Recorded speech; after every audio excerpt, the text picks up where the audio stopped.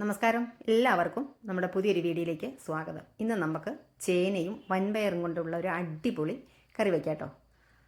അപ്പോൾ നമുക്ക് ഇനി ഒട്ടും സമയം കളയേണ്ട, നമുക്ക് വീഡിയോയിലേക്ക് പോകാം. അതിന് വേണ്ടിയിട്ട് വൻപയർ ഞാൻ തലേ ദിവസം തന്നെ കുതിർത്ത് വെച്ചിട്ടുണ്ടായിരുന്നു. 1 കപ്പ് വൻപയറുണ്ട്. നന്നായിട്ടത് കുതിർത്ത് നന്നായിട്ട് കഴുകിയെടുത്തിട്ടുള്ളതാണ്. ഇത് നമുക്കൊരു കുക്കറിലേക്ക് ചേർത്ത് കൊടുക്കാം. ഇനി എന്താ ചേന, നമ്മുടെ ആവശ്യത്തിന് വേണ്ട ചേന എടുത്തിട്ട് ഇതുപോലെ കട്ട് ചെയ്യുക. ഒരുപാട് ചെറുതായിട്ടല്ല, ഇത്രയും വലിപ്പത്തിലാണ് കട്ട് ചെയ്തെടുത്തിട്ടുള്ളത്.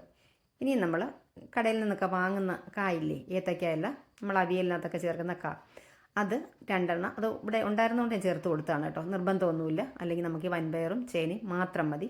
എന്നിട്ട് ഇതിലേക്ക് ഇത് വേകാൻ ആവശ്യത്തിനുള്ള വെള്ളം, അപ്പോൾ ഇത് മുങ്ങി നിൽക്കത്തക്ക രീതിയിലുള്ള വെള്ളം അത് ചേർത്ത് കൊടുത്തിട്ട് ആവശ്യത്തിനുള്ള ഉപ്പ് ചേർത്ത് കൊടുത്തു. ഒരു 1/4 ടീസ്പൂൺ മഞ്ഞൾപ്പൊടി ചേർത്ത് കൊടുത്തു. കുറച്ച് കറിവേപ്പില ഇതുപോലെ കൈകൊണ്ടൊന്ന് മുറിച്ചൊന്ന് ചേർത്ത് കൊടുത്തു. ഒന്നങ്ങ് മിക്സ് ചെയ്ത് കൊടുത്തു.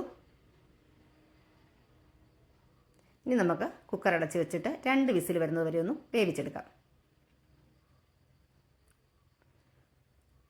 അപ്പോൾ നമുക്ക് അരപ്പ് റെഡിയാക്കണം. അതിന് വേണ്ടിയിട്ട് 1/2 കപ്പുണ്ട് തേങ്ങ, ഒരു 4-5 കഷ്ണം ചെറിയ ഉള്ളി, 4 കഷ്ണം വെളുത്തുള്ളി, കുറച്ച് കറിവേപ്പില, കുറച്ച് കാന്താരി മുളക്, ഒരു ടീസ്പൂൺ ജീരകം.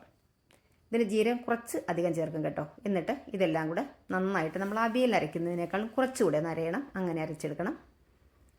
ഇപ്പം നമ്മുടെ ചേനയും വൻപയറും ഇവിടെ 2 വിസിൽ വന്നിട്ടുണ്ട് കുക്കറിൽ. അപ്പോൾ ഒന്ന് കുക്കർ തണുത്തതിന് ശേഷം തുറന്നു. അപ്പോൾ അത് നമുക്ക് ആവശ്യത്തിനുള്ള വെള്ളവും ബാക്കി വന്നിട്ടുണ്ട്. ഇത്ര വെള്ളം വേണം. ചേനയും വൻപയറും നല്ലതുപോലെ വെന്തും വന്നിട്ടുണ്ട്. ഇനി നമുക്ക് ഒന്ന് മിക്സ് ചെയ്ത് കൊടുത്തിട്ട് നമ്മൾ അരച്ച് കൊണ്ടുവന്ന അരപ്പങ്ങ് ചേർത്ത് കൊടുക്കാം.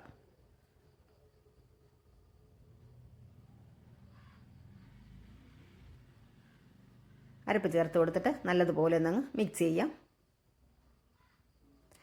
നല്ല അടിപൊളി ടേസ്റ്റാണ് കേട്ടോ. ഇത് തന്നെ നമുക്ക് കഴിക്കാം, ചോറിൻ്റെ കൂടെ കഴിക്കാം, കഞ്ഞിയുടെ കൂടെയാണ് ഏറ്റവും നല്ലത് കേട്ടോ.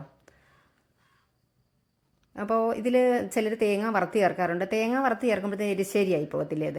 ഇതിപ്പോൾ ഒരു എരിശ്ശേരിയായിട്ടല്ല, ഒരു ഉടച്ച് കറിയായിട്ടാണ് കേട്ടോ ഞാൻ ചെയ്യുന്നത്.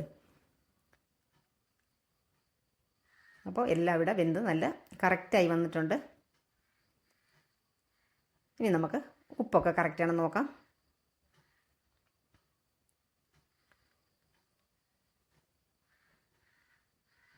ഒരു സ്വല്പം ഉപ്പിൻ്റെ കുറവുണ്ടായിരുന്നു, അതങ്ങ് ചേർത്ത് കൊടുത്തു. നന്നായിട്ടെല്ലാം കൂടെ അങ്ങ് മിക്സ് ചെയ്യാം. കാണുമ്പോൾ തന്നെ നമുക്കത് കഴിക്കാൻ തോന്നും കേട്ടോ. നല്ല സൂപ്പർ ടേസ്റ്റാണ്. ഇനി ഇതിലേക്ക് ചേർത്ത് കൊടുക്കുന്നത് കുറച്ച് പച്ച വെളിച്ചെണ്ണ കേട്ടോ. ഇനി ഇതിൻ്റെ കൂടെ ഞാൻ കുറച്ചൊന്ന് കടുക് വറുത്ത് ചേർക്കുന്നുണ്ട്. കടുക് വറുത്തിട്ടില്ലെങ്കിലും കുഴപ്പമില്ല. ഞാൻ വീഡിയോയ്ക്ക് ഒരു ഭംഗി കിട്ടാൻ വേണ്ടിയിട്ടാണ് കടുക് വറുത്ത് മുകളിലൊന്ന് ചേർത്ത് കൊടുത്തിട്ടുള്ളത്.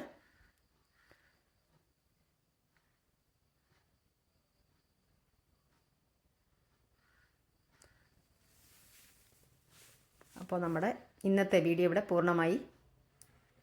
എല്ലാവരും ഒന്ന് ട്രൈ ചെയ്ത് നോക്കണം, അഭിപ്രായങ്ങളൊക്കെ അറിയിക്കണം.